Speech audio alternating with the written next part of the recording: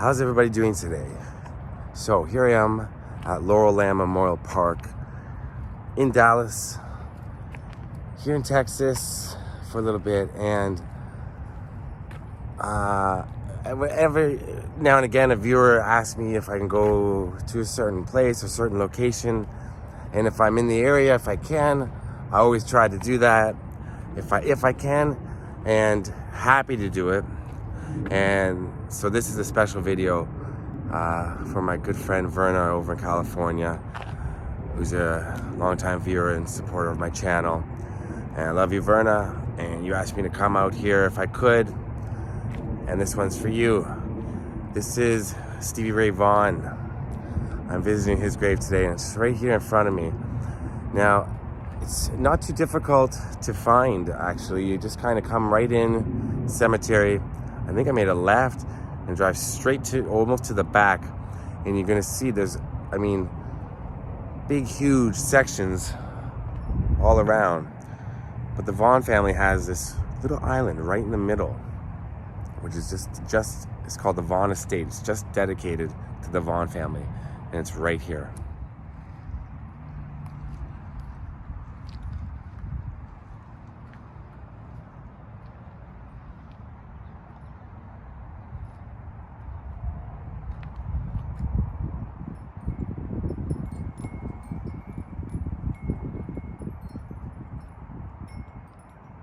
I have to say that this is one of the,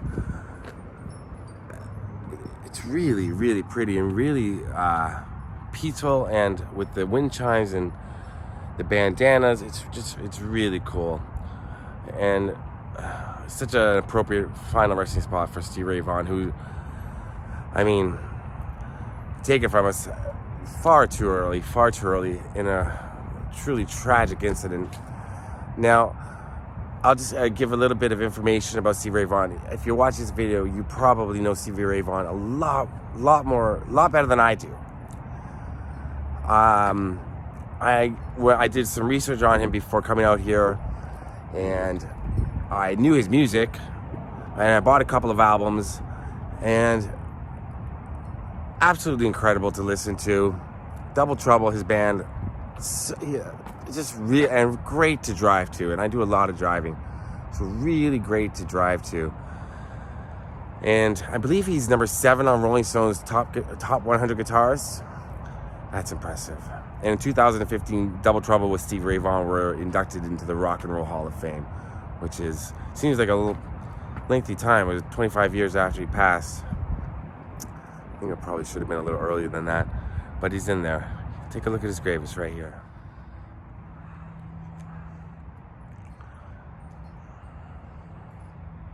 Stephen Ray Vaughn, October 3rd, 1954 to August 27th, 1990.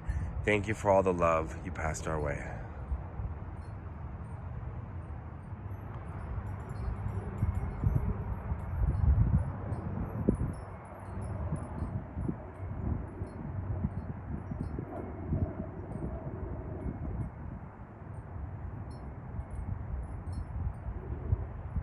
And on the other side, right here, I believe his father, I'm not sure about his mother, I believe his father for sure is here. And I think he died on the same day as his father, which is terribly sad. I believe it's the same day. It is. Yeah. His mother did eventually pass. I'm going to have to walk up here to show you the graves. And just try to be respectful when you do. And I'm going to show you his parents' graves right here. And just kind of walk over here. So you can see there's his father. September 6th, 1921 to August 27th, 1986. And Martha Jean, June 15th, 1928 to June 13th, 2009. And they were married on January 13th, 1950. Still got some Christmas decorations up. Wow.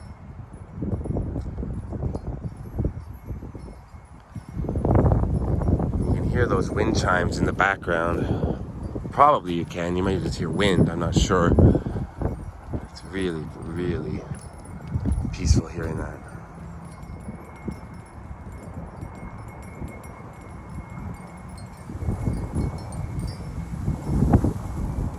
So I listened to a few albums of his, and In Step, and I mean, I loved the song Pride and Joy when I was a kid. I thought that was a great song. I loved it. I listened to that song over and over again. It's always in my head all the time. I'm singing that song.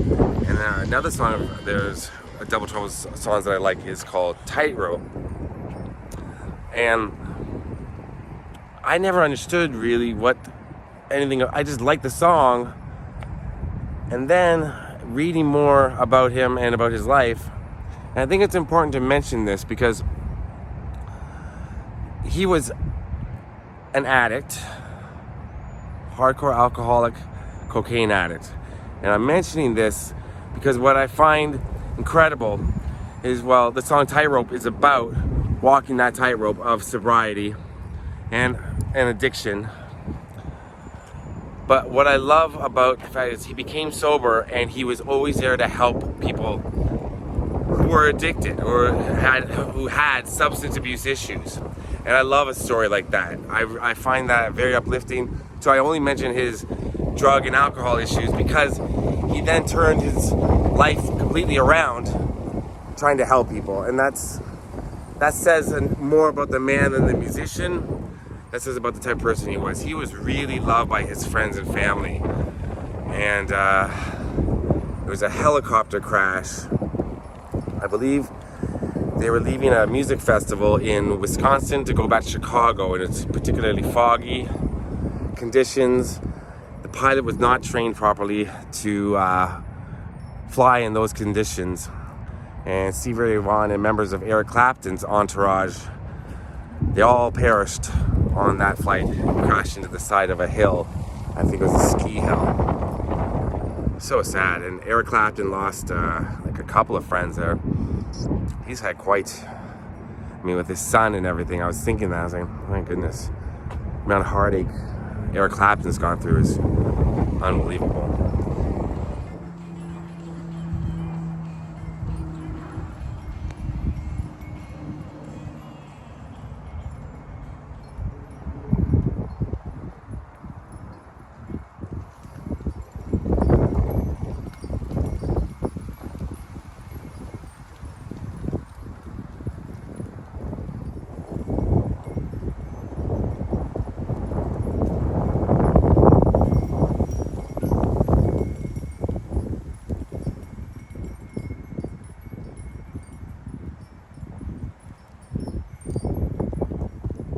Now, I believe over 3,000 people attended the funeral for Stevie Ray Vaughn here, and it was held here at Laurel Memorial Park. I know that his drummer Chris Layton, when he got the news, he didn't believe it. He was still at the resort that they had been playing at. And I read this story somewhere online, and it said that he wouldn't believe it, so he ran up and he was banging on Stevie Ray Vaughn's hotel room door, banging on the door. Stevie Ray Vaughn was not answering, obviously.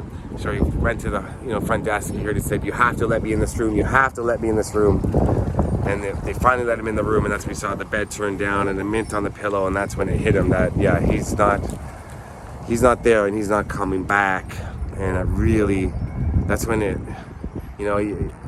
everybody has a story about where they were when somebody close to them died or a celebrity died, and that was one of his closest friends. That's how he heard the news and how he reacted. So sad. He said his last words to him before he got on the helicopter were, "I love you." Now, I always like to come out and leave a rock at the gravesite of the person I'm visiting as a sign of respect and to show that someone has been there. And so I am leaving a rock today, but it's from Verna. It's not from me. This is from Verna.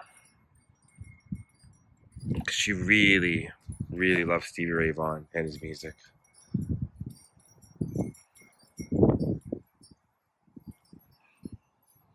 Said that he played so ferociously on the guitar, it actually shredded his hands and the calluses off his hands.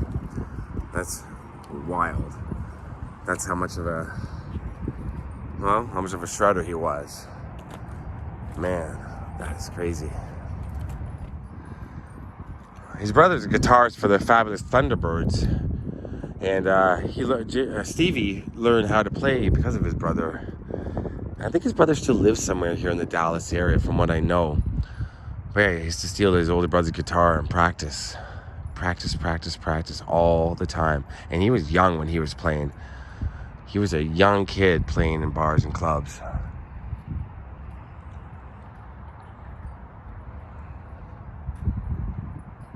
All right, so there, right behind me, that's Stevie Ray Vaughn's final resting spot. It's a really peaceful area. Write in the comments what you remember about Stevie Ray Vaughan or his music. I've just I always knew his music, but now I've rediscovered him because of the suggestion to come out here. And I really liked it. I'm really getting into his music more. Oh, and I want to say that Stevie Ray Vaughan, Stevie Wonder, and Bonnie Raitt, they attended his funeral. A lot of big musicians. Jeff Healey, fellow Canadian, he did.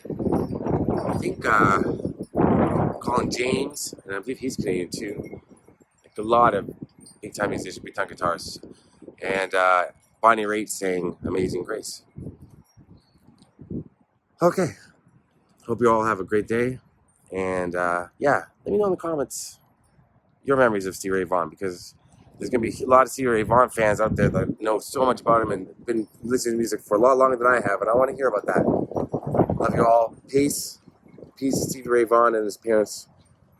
Verna, I love you. Peace out.